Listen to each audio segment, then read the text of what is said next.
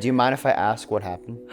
Yeah, there was one night, oh God, it's so hard to talk about. Yes, I was asleep and then I woke up pistol whipped and I was like, what's going on? And there's this guy with the ski mask, at gunpoint telling me to, take my clothes off or else he had a sensor on his gun too, said that if I don't, he's gonna kill me. I even spoke out, I remember speaking out loud, I was like, is this a dream? And the moment I spoke, he just started suffocating me. It was like, do not speak. If you make any noise, like, I will fucking kill you.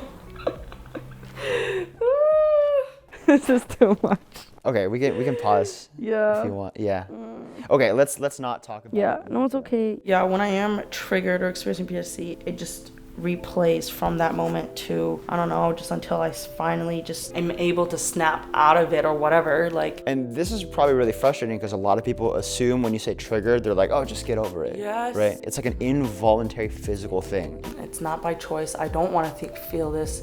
And when you mentioned how PTSD ties with suicide, I literally have struggled with this because I'm like, I would rather, the thought of killing myself sounds like a way better thing to do, or the only thing to do sometimes, rather than just stay here helplessly re-experiencing it. Because it doesn't go away. Or that I'm just that was such a exhausting, traumatizing thing to experience again that I'd rather just freaking die than just wait for that next moment. Because it just happens. So I was just walking the street, I'll hang with friends, having a good time, and boom. And all of a sudden you think about it. Yeah. Sometimes when I walk down the street, I'll think I see my perpetrator. A lot of people would just turn into either that guy or the ski mask that my attacker had on, and I would just freeze. My heart would my hands are sweating right now because it feels like I'm literally back in that moment. When you're experiencing PTSD, your brain thinks you're in that traumatic event again, so you're in fight, flight, or freeze mode, and I generally think I'm still back in that moment and I'm still experiencing danger and I'm literally about to die. So you don't just remember it. A lot of people think that being triggered means you remember it. You actually re-experience it, and it's not just a flashback like a memory. It's you actually are there. Yes. Okay. Yes. When you are experiencing, since that was a very traumatic event, my brain kind of just does a lot to numb myself and make me try to not forget it. So sometimes I just feel very blank, very stuck, and I'm like, what is going on? And I still feel what was happening during that traumatic time, but it's my brain and my body trying to fight it by making me go numb or and then I'm just there.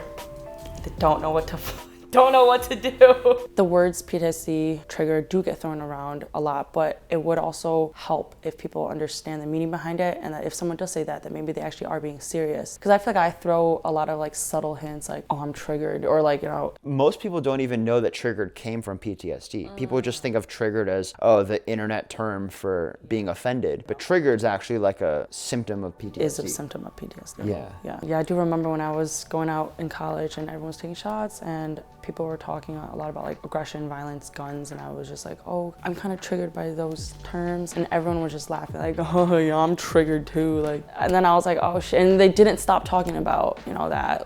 It was very uncomfortable for me. I don't even know how to solve that problem because it's so deep in our vocabulary as a casual term that we almost need another term for not just remembering something or thinking about something that happened, but actually reliving a very seriously traumatic event. Some people say trauma too, oh, college was so hard, it was traumatizing. But that's very, very different from when you explain to people, oh, I was sexually assaulted at gunpoint. That is traumatizing. And I don't think people know the distinction. They don't know where the line is. And they're not even close to it. I think that's also what's super important, is just learning how to either spread awareness about this and creating a more emotionally safe space for people who do experience. And it's even really hard to say that that's a goal out loud because it's so cliche, right? When I say the word safe space, they're whoa, Mr. Triggered over here. No, but it's actually based in people need a space to talk about this kind of stuff.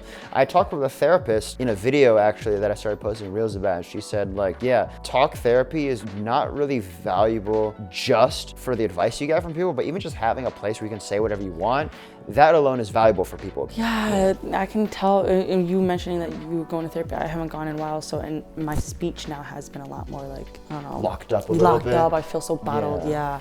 Yeah, I think actually making videos is a good exercise in talking about things. Because there are a lot of things that I'll think about all the time, but I've never actually said them out loud, so when it comes time to express them, I don't know how to actually word it. What do you think people should do if someone is actually triggered? Wow, yeah.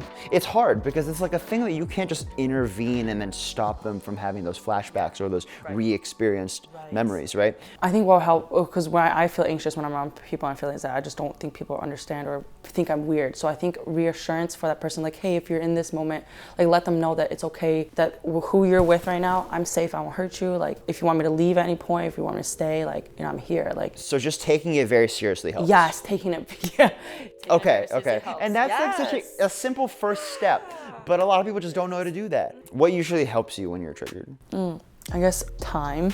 So you just give yourself time and it goes away eventually. Belief that I can get past this, just remembering that I've made it this far. And I think I beat myself a lot up too, that when it does happen, it's like, oh, I'm not healed, I'm not this. So I kind of beat myself up on why am I still like this? But just more acceptance that this is something that I have to battle and just experience. Yeah, let myself, and not try to fight it. Because when I do fight it too, that's just not giving myself that safe space to do so and just feel it out. I think what leads to me getting kind of sad and hurt when I do experience it, that when I don't tell people, like my twin brother really is the only person that I would tell, but now I don't really want to bother him with that kind of things. Like, It's hard because it's something that you think about so much and you wish you could talk about all the time, but it's too heavy for your average conversation. So like you feel like a burden when you constantly bring it up to people. yeah, exactly.